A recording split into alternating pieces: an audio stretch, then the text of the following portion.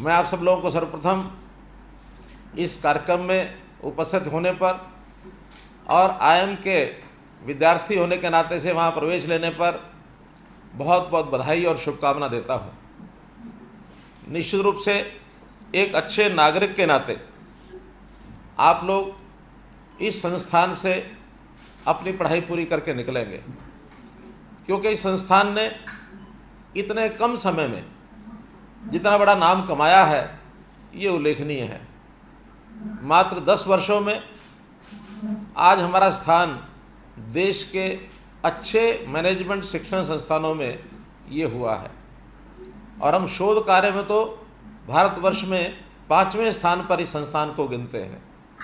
तो इस प्रकार के संस्थान के साथ आपका जुड़ना, जहाँ लाखों लोगों ने संस्थान में आने की इच्छा प्रकट की होगी, उसमें से कुछ 100 विद्यार्थियों के नाते से आपका जो यहाँ आने का एक भाग्य मिला, सौभाग्य मिला, इसके लिए आपको बहुत बहुत बधाई है। एक विषय और, क्योंकि हरियाणा की बात से जुड़ी हुई बात है तो इसलिए मैं आपको उस बात के लिए बधाई देता हूँ कि जब सबसे पहला बैच था इस संस्थान का, शायद 2010 का बैच था, तो उस 2010 के बैच में जो रेशो थी लड़के और लड़कियों की संख्या मात्र 9% थी और जो इस बार मुझे पता लगा है कि इस बार के बैच में ये संख्या 65% है। Is it so? 69। Very good, very nice. तो आई अप्रिशिएट दिस थिंग कि जहाँ हमने बेटी बचाओ बेटी पढ़ाओ का अभियान ये लिया है, तो उस नाते से इस शिक्षण संस्थान में प्रत्यक्ष उसका इतना बड़ा एक सफलता का उदाहरण हमको मिल रहा है, इससे वास्तव में मन में एक खुशी होती है। हम लोगों ने 267 विद्यार्थी मेरे सामने हैं और ये विद्यार्थी उन 1,60,000 लोगों ने जिन्होंने अप्लाई किया था उनमें से यहाँ चुन करके आए हैं।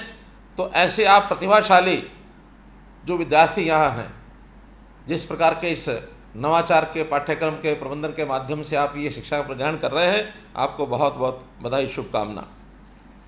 इस आईआईएम का जो एक इतिहास ये भी बन गया है कि यहाँ पढ़ने वाले सभी विद्यार्थी 100% प्लेसमेंट यहाँ से होती है। जहाँ से 100% प्लेसमेंट का उदाहरण बनता है, यहाँ का इतिहास हो गया है, तो निश्चित रूप से देश भर में विद्यार्थियों को यहाँ की चॉइस ये निश्चित रूप से बढ़ेगी।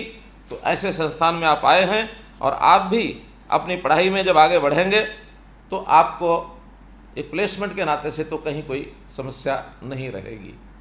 ये जो कोरोना आया है, इस कोरोना ने हमारे इस पूरे काल को जो मैनेज चल रहा था वो मिसमैनेज हो गया। लेकिन कहते हैं कि जब चुनौती आती है उसको भी एक अवसर के रूप में उपयोग करना चाहिए।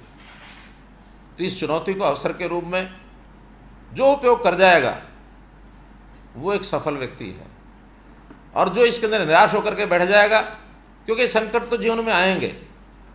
संकट एक अनिश्चित काल का एक फिनोमिनन होता है और अनिश्चितता जो होती है वो जीवन का एक भाग होती है।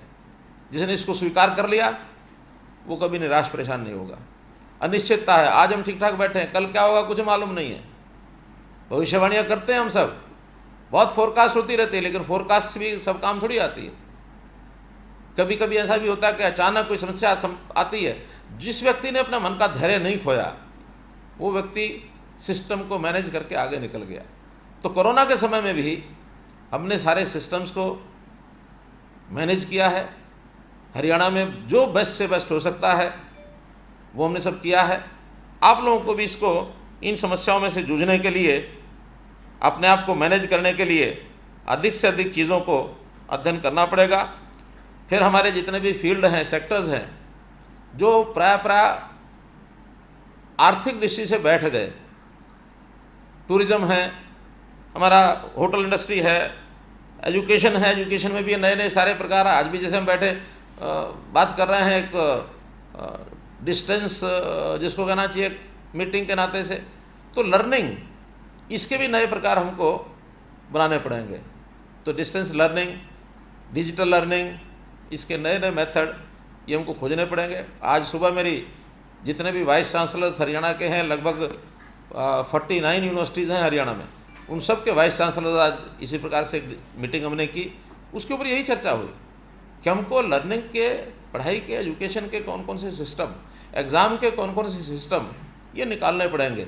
उसके ऊपर बहुत चीज़ें खोज कर रहे हैं, उन सारी चीज़ों पर हम आगे बढ़ रहे हैं। कुल मिलाकर के मेरा कहने का भाव यही है कि हम जिस टैलेंट के लोग हैं, इस टैलेंट के लोग हर प्रबंधन क्षेत्र के अंदर अपने आप को आगे बढ़ाएं। आत्मनिर्भर भारत में जो प्रधानमंत्री जी ने वोकल फॉर लोकल की बात कही है, उसका अपना एक महत्व है। हम अपने देश में जितना ज़्यादा अपनी प्रतिभा को निखार पाएंगे, उतना इस देश की टैलेंट वो बढ़ेगी, हमारा एक खजाना बढ़ेगा।